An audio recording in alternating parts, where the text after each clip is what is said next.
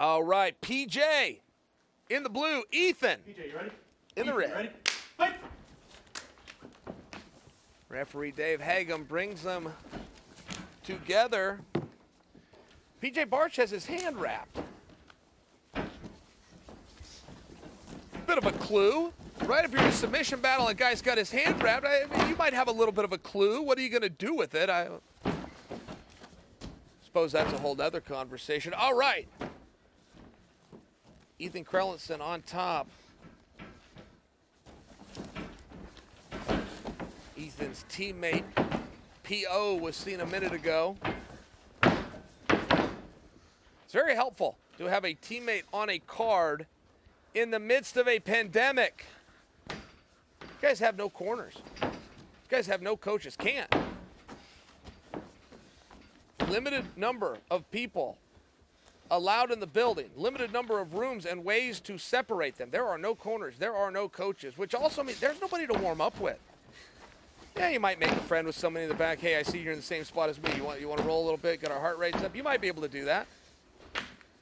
And you might have to go hit some wind sprints in the parking lot. I mean, it's just one of those things. If you have a teammate that you can travel with, that you can bounce ideas, somebody to say something to you in the back, hey, go get them. It goes a long way. In a game of inches, if you got a buddy in the back to lend you a little bit of support, can go a long way.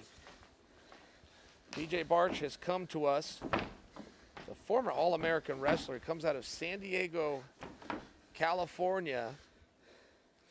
And wouldn't you know it, he's got a black belt from the legend himself, Eddie Bravo. We are in the same entanglement. I called this a 50-50 earlier for you jiu-jitsu expert. I don't want to hear about it. I get a 50-50 is a specific position, and this is not it. But for a broad stroke, when you have the same thing your opponent has, and you're even because of it, I'm going to call it a 50-50. PJ trying to come out of this. It's just very tough. They're just very even. Okay, PJ's starting to isolate now. This is no longer a 50-50. PJ has now broken the lock of the legs. He's starting to look for something. Ethan's in a position right here. He can either sit right here and freeze the position, let PJ see, no, I'm too strong and my base is too good, move to something else, or he's going to have to spin.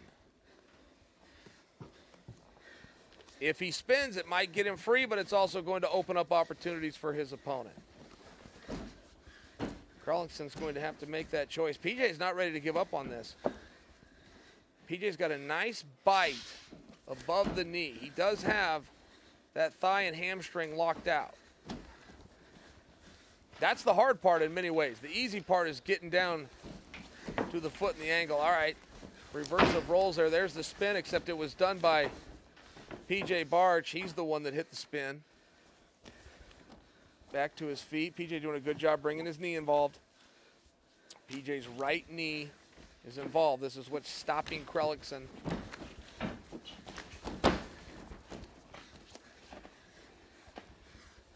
Crelinstein can't get to a full guard.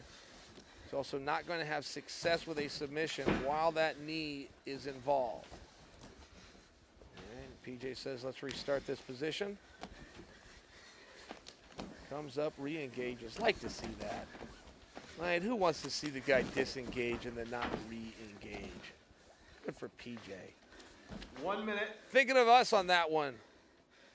Barch, you're thinking of us fans, giving us something to see there. Crelinstein is still wanting this leg.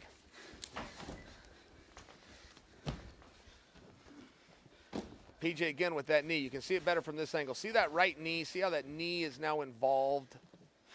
You'll see many guys, particularly in an MMA situation, well, they just put both knees on the mat. Well, you have a couple of different options in MMA. You have a couple of different tools you can use, and you can see where stabilizing yourself to gain power for maybe a rib strike, maybe a head strike, maybe an elbow attack would be very valuable. In this sport, you bring that knee in, Right there. Oh, Barch doing it again. Very good job. I hope our young grapplers at home are seeing this. Barch is not 10 jumping seconds. into this position without having his right knee lead the way.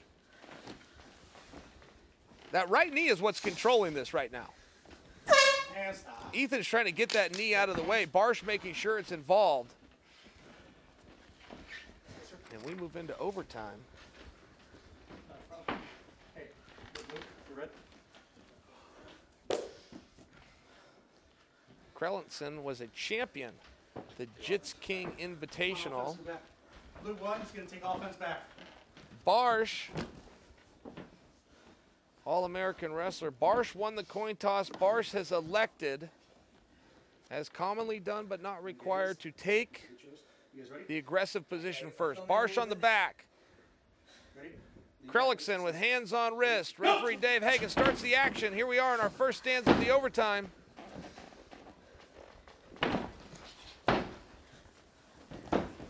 Crelinstein's almost out. Crelinstein's almost out here. He's doing everything right. He's rolling around. He needs to try to get those shoulders. This is not what the referee's looking for. I keep telling you guys, if he gets his shoulders to the mat, the ref will break it. Well, I'm right about that. But don't let me paint into your mind that that's what he has to do. That is not what the referee has to see. The referee just needs to see a loss of control. I share with you that by example, if those shoulders can get to the mat in a broad stroke statement, that generally means your hips are also free. This right here sure looks close to me. Yes, referee Dave Hagen sees it the same way, and we've got a break. It's a generally speaking, I just want to make that clear. Well, if he gets his shoulders to the mat.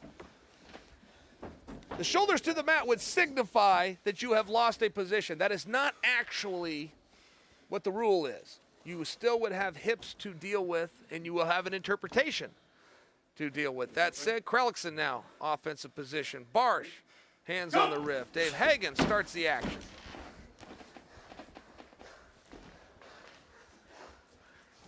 Crelinstein's going to want to pull him to the other side. He's starting to lose those hips already. Barch is getting those hips out. No, he lost it there. And stop. He lost it right there. Hips passed. It looked as though, yeah, I'm not sure what Crelinstein is arguing about. He will not argue if he sees this on replay. That was definitely a loss of position. Crelinstein had an opportunity to pull Barch to the other side and attempt to reset his hips. Once back again.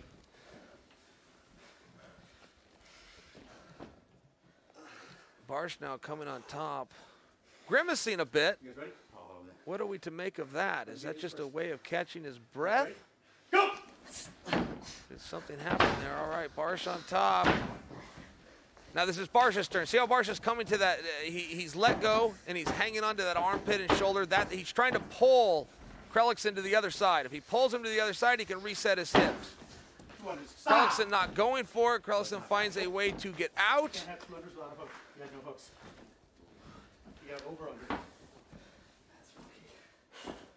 Round and a route we go. You guys both We're ready? going to restart. Crelinstein on top. Go! Okay, here's this same position. Same exact position. Oh, good job. Crelinstein's trying to get those hips on top. If he can't pull him to the side, he's got to keep up with him. Barch moving. What Barch is going to look to do is continue to move to the fence until Crelinstein follows him. Then Barch is going to make a big movement back the opposite direction. There's the big movement right there. Oh, and Ethan followed him.